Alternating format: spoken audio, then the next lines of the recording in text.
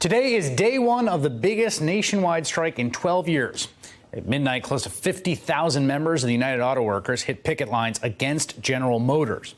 The Associated Press points out workers shut down 33 manufacturing plants in 9 states across the U.S., as well as 22 parts distribution warehouses.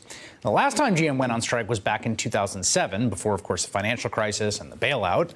This time around, the union says a strike could have been avoided had GM made their latest offer sooner.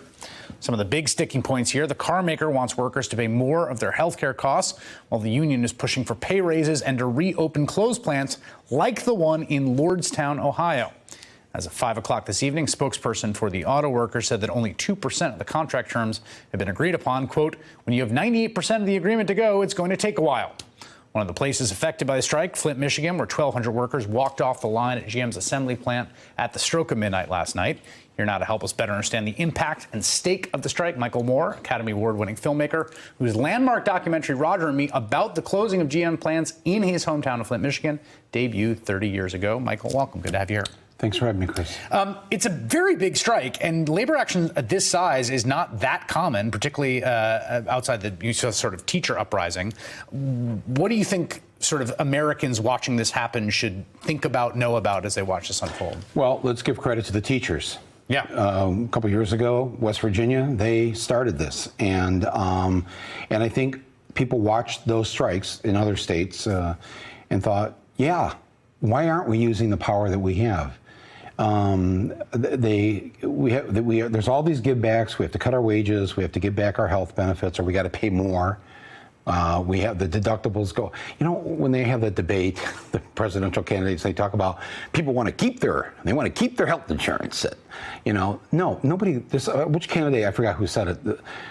They don't like their private health insurance companies, and this is a good example of how you have private insurance until the company decides, yeah, you know what, we don't really want to pay that much. Or you should pay more. Or you should pay more. Or you've got to work this many extra days or months before you have full benefits, et cetera, et cetera. And you see that the system, if we keep the system we have, we will be beholden to that 1% forever. That's why this has to change with this election. But in this case, I mean, I'm personally honored and proud that this is happening with General Motors and with the UAW. My uncle was in the sit-down strike in 1936 that founded the UAW. So my family's been a part of this for a long time. Well, and one of the things that strikes me here, you just talked about the teachers. So in 2018, there were 20 major work stoppages involving 485,000 workers. That's the highest number since 1986. So in 22 years. And when you look, this chart to me tells you a lot you need to know about the balance of power between owners and workers, right? Wow. Those are strikes of more than 1,000 workers year by year by year. And what you see there is this very powerful tool in the hands of workers just falls off a cliff. And then 2018, a little bit of an uptick. And then when it falls off the cliff, that's when people's wages stop going up. They stop meeting inflation. And right there, and in fact, I can see on that chart the various strikes my father was in at General Motors. I can actually see, and at each one, on that first tall one, is when all health care was covered. Free health care for all workers. The next one, then we got dental. Then we got eye care in that next tall one. And then it just went on and on like that till all of a sudden every factory worker had 4 weeks paid vacation.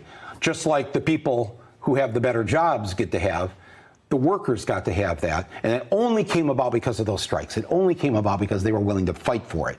And this is the last thing that corporate America and Wall Street want people to see right now.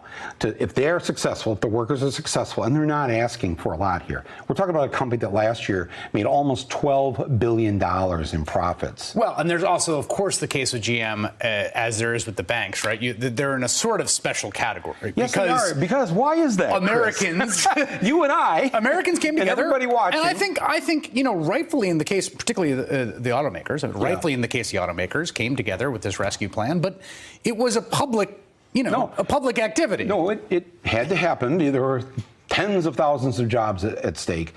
The mistake I think that was made is that for a short time, President Obama was essentially the de facto CEO of General Motors. He said, you have to leave the board, that executive's got to go. I mean, they were making some real decisions. Sounded like socialism to me, but I don't want to get into that. But it was, I wish he had not returned the company to them. Because we or should have just kept it. Well, not forever. I mean, let's face it. The government should not. One of the jobs of government is not to build cars. Right. Yeah. Okay. But I don't know. But if he kept it, well, how about this? If I had been his advisor, I'd say to him, Mr. Obama, Barack, hang on to the company a little bit longer, because you know what we can do here? We can make it a 21st century transportation company. The internal combustion engine is not going to be here at the end of the century, or the planet won't be here, one or the other. So this has got to end, and we could be building mass transit, light rail, bullet trains, buses, things that are less harmful to the planet. Could have made this shift. They made the shift with our factories in Flint and Detroit. They made that shift in World War II in a matter of a month or two. You know, one day they were building Buicks, and about 45 days later, you know, I don't know what the exact number of days, but it was very quick. They were, you know, building B-29s. Right. And one of the plants that was building in the car factory plants, there was a plane coming off the assembly line every 61 minutes. They built a plane every 61 minutes. It was that fast. It was that efficient. They could do that to improve this planet. Well, but he didn't do that. He gave it back to the company. And then they just went about, let's just make more money. Let's keep building these cars that are killing the planet. And where are we now? Well, one of the things that we've seen also is that right in 2007, gas prices low, SUVs go up, and then they go back down. Although GM right now is interestingly on the wrong side of the Trump administration and the right side on this climate fight on fuel standards. Yeah, they've teamed up with the other automakers and California to have higher fuel standards and fight the Trump administration on this. I want to play with the president. It was interesting to me. I was wondering today if Trump would say something about the strike, because he's so attuned, understandably. He understands the 77,000 votes that made him president of the United States across the greater Wisconsin, Pennsylvania, across the greater industrial Midwest. And I thought to myself, I wonder what he's going to say on this, because it's a little bit of a dilemma for him, and he sort of punted. But take a listen. Okay.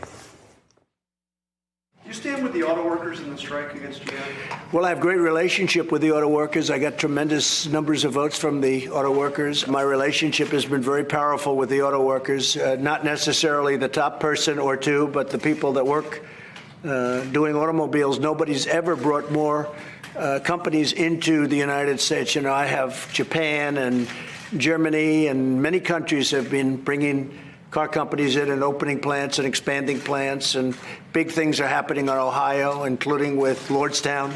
Very positive things are happening.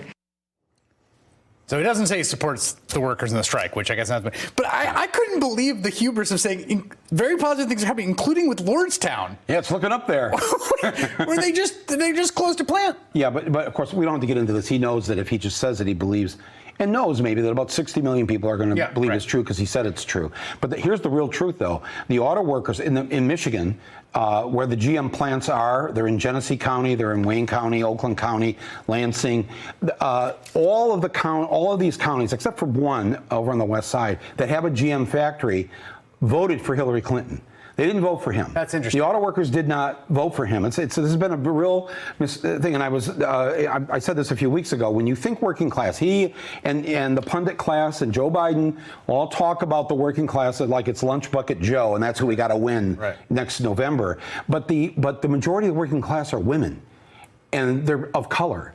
And they're young. They earn the lowest wages in our economy. And so when you think working class, every time you hear that term, you need to think it's a 30-year-old black woman. That's really what the working class is. And there's also the case that if you spend a lot of time around car country in Detroit and Flint and other places, you know, what the UAW has built over the course of the years as an organization, as a union, as a political force, is a fascinating look of how you stitch together the kind of multiracial coalition that is the very thing that the Democratic Party and the center left are always thinking about. Right. I mean, that's what the UAW is. You go talk to UAW workers, like, it's a diverse group. Right. Well, you've shown that on your video here today, that you have all. First of all, the UAW is one of the first unions that demanded during negotiations and strikes that the assembly line be integrated. African Americans used to have to work down in the foundry in the worst jobs, the hardest jobs, the ones that had the lowest life expectancy, and they integrated the line way before we had integration in schools or anything else. That was just a priority of the Reuther brothers. They were socialists. Yeah. If it weren't for them and those who came from New York to help organize those strikes in the 30s and 40s, you know, we wouldn't have the middle class that we have today. And so I know my family, they were grateful for those who held these positions and led the way. But I think this is a really important week, and people need to get behind this strike. People should be vocal about it on social media. Get people to encourage your friends and neighbors to be supportive of this, and think about doing it yourself. That's the scariest thing. If everybody just went out there and said, you know what, I'm done giving back. I'm done for the deductibles going up. Quit telling me I love my health care. You know, this whole rotten system sucks, and it's got to change. Michael Moore, a succinct message for the workers of America. Thanks for making time. Put that on the bumper sticker, yes. Hey there, I'm Chris Hayes from MSNBC. Thanks for watching MSNBC on YouTube. If you want to keep up to date with the videos we're putting out, you can click subscribe just below me, or click over on this list to see lots of other great videos.